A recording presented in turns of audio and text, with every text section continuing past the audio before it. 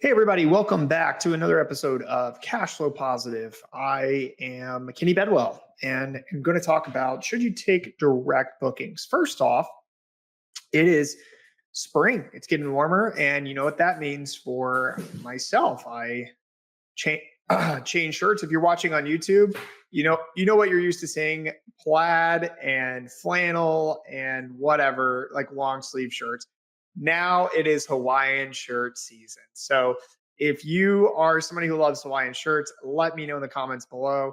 And if you're listening to this episode, give me 5 stars views just for the fun shirts, right? Flamingo, Hawaiian, whatever, shirts. Anyway, all right, let's dive into it. So we're going to be talking about should you take direct bookings. Let's talk about the cons first, because I think the pros are obvious. We'll touch on them. But there's a lot of concerns people have with direct bookings. So first one is the ability to actually create a site that's going to be trustworthy, that you'll be able to, people will understand and have all the listing information you need. You probably your rental agreement on there. Basically, how do you know that somebody who's direct booking is a good guest? So that's one concern I hear a lot. The second concern directly tied into that is having the software and the technology capability to be able to pull this off. That one's a big one too. It's like, oh, well, I got to go spend $5,000, or I got to go pay somebody to build this, which can be about $5,000. Buy a domain. I've never set up a website before. I never built a website before. How do I do that? It can be depending on how you want to do it, it can be technically difficult to have a direct booking site. And then finally, most people figure those things out, or are able to figure those things out. But the last one that I get is, okay, cool. Now that I've created a direct booking site, how do I get traffic to it? And that's really what I want to focus on in this episode today.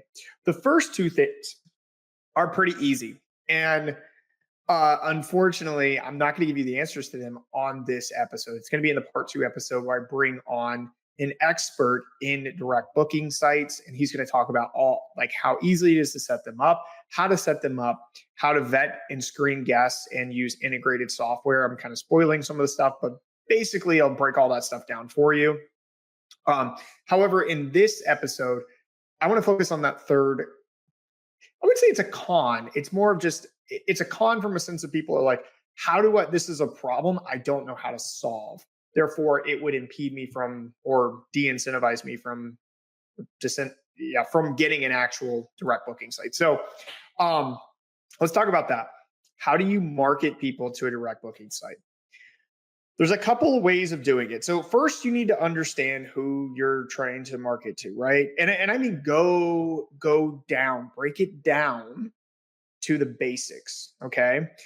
Don't just say, okay, well, my Airbnb hosts families, so I'm marketing to families. That's one piece of the pie. There's also the type of guest you're marketing to and the type of potential consumer you're marketing to.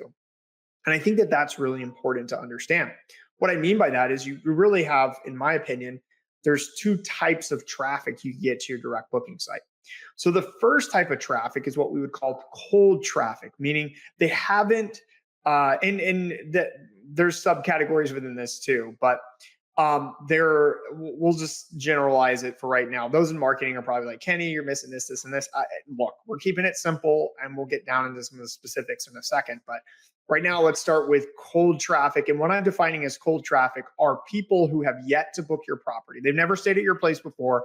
They're interested potentially in the area, or maybe they've heard of your place before, but they haven't actually stayed there. Okay. Cold traffic might not be a great term in the marketing world, but we're going to use that for this right now. It's people who haven't stayed at your place before. Then you have people. That's the second one, is we'll call it warm traffic. People who've already stayed at your place and had a good experience. Okay. Maybe they stayed on Airbnb, through Airbnb or VRBO or some other booking platform, but they haven't used your website. Then you have a third group who has used your website, and we're going to bundle those into your warm traffic. Okay. So cold traffic and warm traffic. They haven't stayed there and they have stayed there. Okay. Those are the 2 types of people that you are trying to get to your site. Okay. Because it's not just about attracting randos, and I see randos in a light sense, like new guests to your property, right? It's also about getting repeat business, because repeat business is actually how you grow and have a number one, a profitable property, but it gives you a solid base. When you have something you can count on, a guest, they're going to book the same week in the same month every single year, and they're just going to do it over and over and over.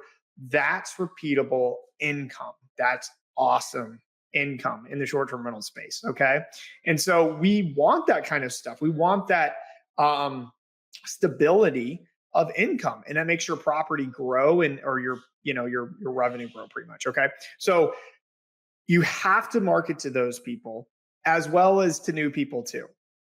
One of the lessons is it's actually, I think I can't remember who told me this. It was a marketer, but it is twice as expensive to keep to attract or to essentially pay for through marketing a new guest as it is to retain like someone who's already stayed at your property, right? Because they have that experience, they have that connection. So when you're thinking about driving traffic to a direct booking site, there's two types of marketing strategies you have to employ to maximize it. And that's the key word, maximize it. There's going to be a lot of different ways to maximize it. And truthfully, you're probably not going to be able to do it all. Okay. And that's fine. Some of you are going to have more time than others. Some of you want to invest more into it than others. And that's absolutely fine. And you're probably going to get a lot more from that and quicker too, in terms of when and how many people are booking the place over time.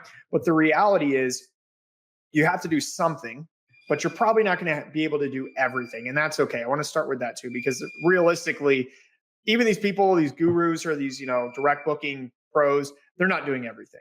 Okay. They're doing some of the things, but they're not doing everything.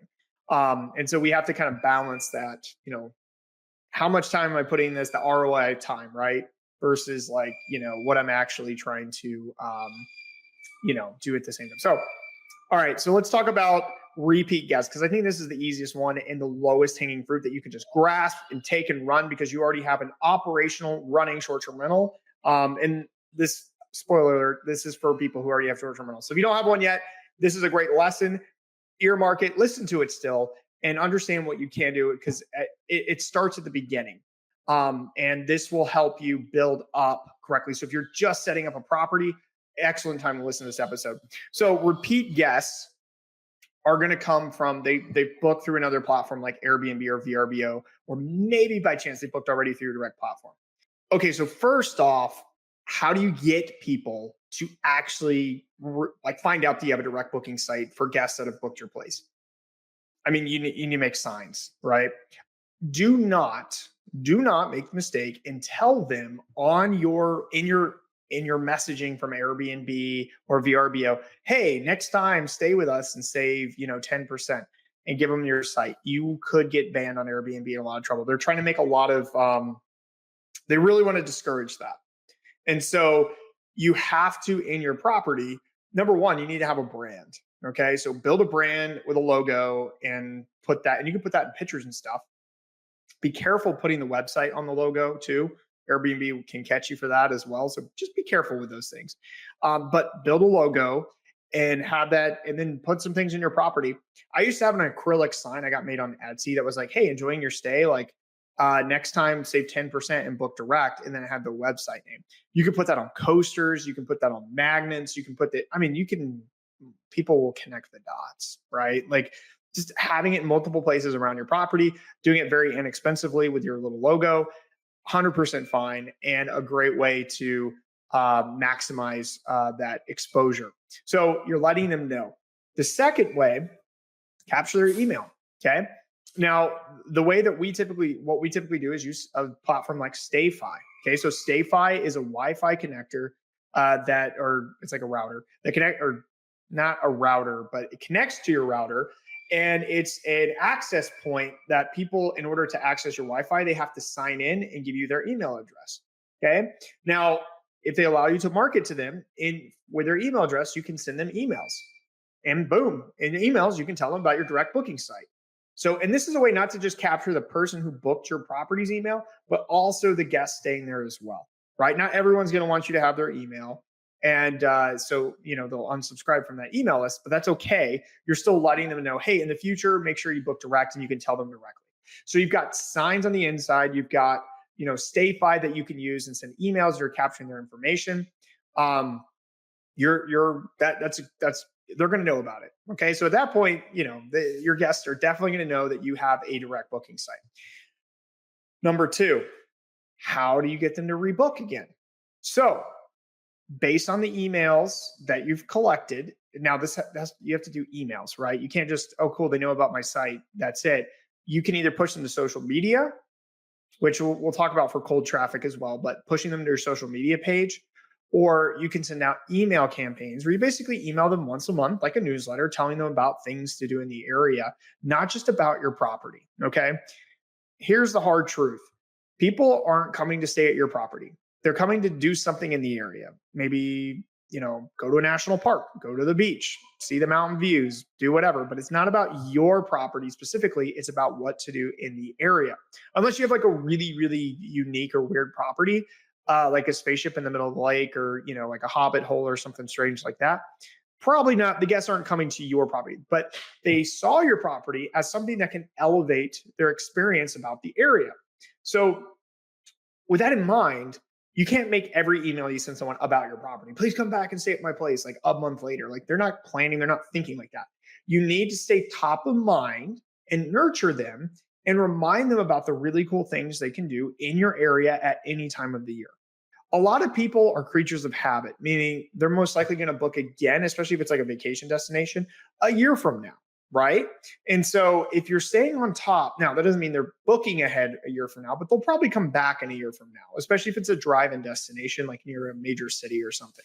And so if you're staying top of mind with a monthly email reminding them about the things going on in the area, and maybe you have something where it's like, hey, if you're looking to book during the summertime, now's a great time to book. We're offering a 5% discount or 10% discount. Boom, there's your direct booking link.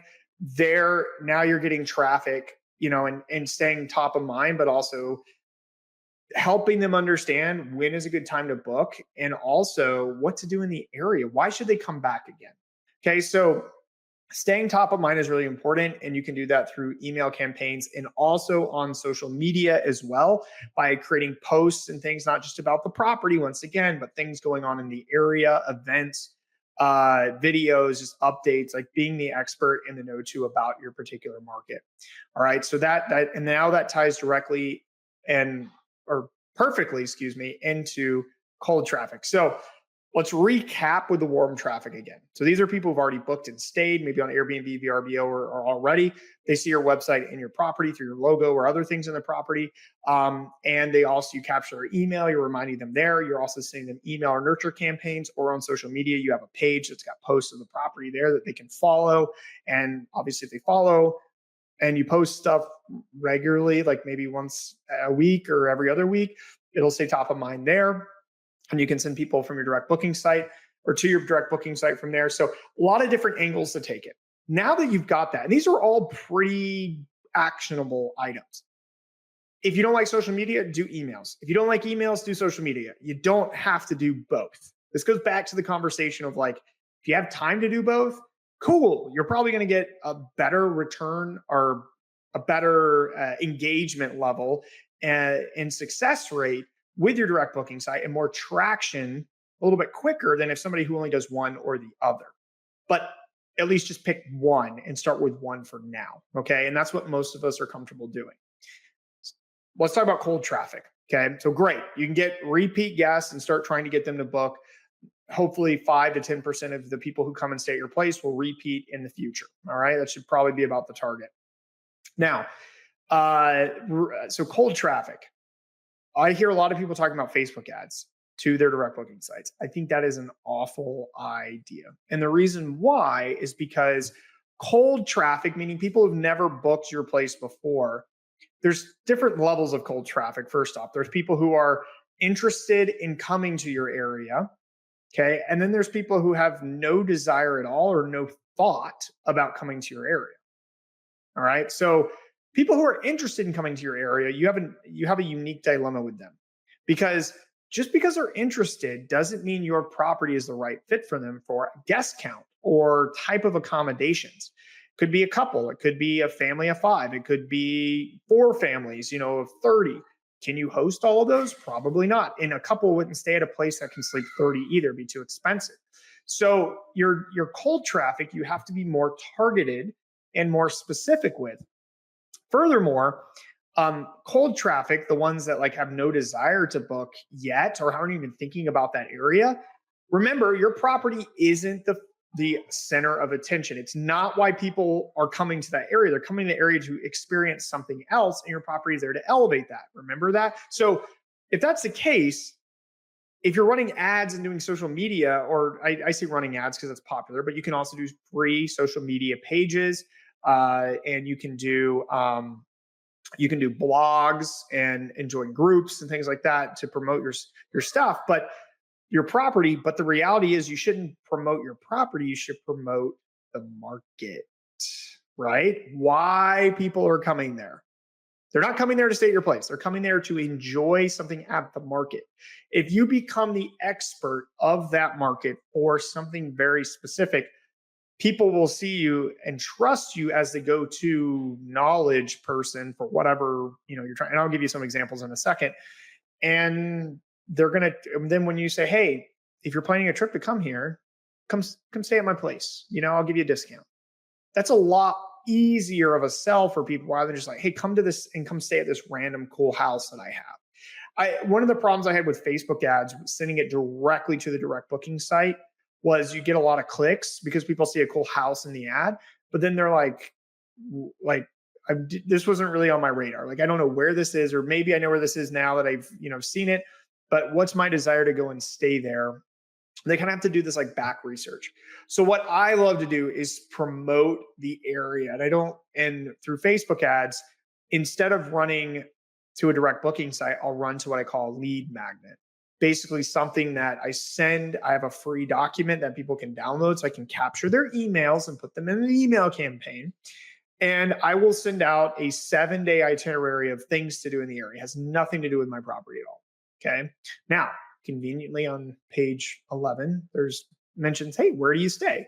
And there's a top list of places to stay, and my property is on that list, right? But I also understand that couplers are going to download it in small families, and they're really not a good fit for my place. Okay. But other larger groups are. It just depends. And so when I'm doing this, I'm also kind of filtering out the people that don't. I'm not just sending them to a random site and hoping they book. It's very strategic, and I'm capturing emails and updating them, and they're on a monthly basis about the area and things to do. And then I sneak in the property, right? Like, hey, while you're in the area, come check out, come stay at our place. There's a lot of value in doing that. You'll get a lot more leads, and that will help you generate a traffic to your direct booking site, so you can do that. So take those tips. You got cold traffic, warm traffic. Building presence on social media is really important. It's difficult, it's tricky. Not everybody likes doing it. I personally don't. I think emails can be just as effective or powerful, so I stick in that lane. But you can do both, and you can do just emails, and it works. It really does work. Okay. So be strategic. Lead magnets. Draw people to the area, not the property out the gate. The property will come.